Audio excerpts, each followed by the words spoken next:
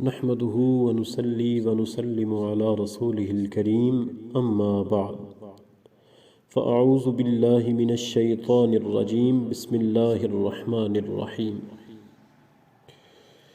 معزز سامعین گرامی، السلام علیکم ورحمۃ اللہ وبرکاتہ۔ حضرت سلیمان علیہ السلام کا واقعہ لے کر آپ کی خدمت میں حاضر ہوں۔ تیسرا حصہ آپ کے گوش گزار کرنے جا رہا ہوں۔ اس واقعہ میں بہت سے اہم نکات ہیں، بہت سی اہم باتیں ہیں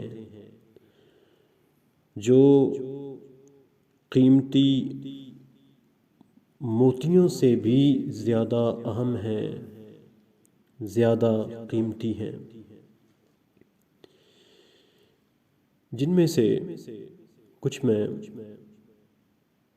آپ کی خدمت میں پیش کرتا چلوں۔ جنات کا وجود قرآن سے ثابت ہے، اور یہ انسانوں سے ہٹ کر اللہ تعالیٰ کی ایک جداگانہ مخلوق ہے۔ یاد رکھیں کہ جنات کے وجود کا انکار کفر ہے۔ حضرت سلیمان علیہ السلام کی بادشاہت جنات پر بھی جاری تھی۔ جنات کو عام انسانوں سے بڑھ کر تصرفات کی طاقت حاصل ہے۔ علم و فضل والے مسلمان عطائے خداوندی سے جنات سے بڑھ کر طاقت و قوت اور اختیار و تصرف اور علم رکھتے ہیں۔ کتاب کا علم رکھنے والے سے یہاں مراد حضرت آصف بن برخیا تھے۔ یہی قول زیادہ صحیح ہے، اور مفسرین کی ایک بڑی جماعت نے اس پر اتفاق کیا ہے بحوالہ تفسیر مدارک۔ کتاب کے علم سے مراد لوح محفوظ اور اسم اعظم کا علم ہے۔ صحیح مقصد کے لیے علم و فضل کے اظہار و بیان میں حرج نہیں، جیسے حضرت آصف بن برخیا نے اپنی طاقت و قوت و علم کا بیان کیا اور عملی طور پر دکھایا۔ اس واقعہ سے یہ بھی ثابت ہوتا ہے کہ اولیاء کرام کی کرامات برحق ہیں۔ اولیاء کرام کی کرامات عقلی طور پر ممکن اور نقلی دلائل سے ثابت ہیں۔ عقلی طور پر ممکن اس لیے ہے کہ ولی کی کرامت در حقیقت اللہ تعالیٰ کی قدرت سے ہوتی ہے، اور اللہ تعالیٰ ہر شے پر قادر ہے۔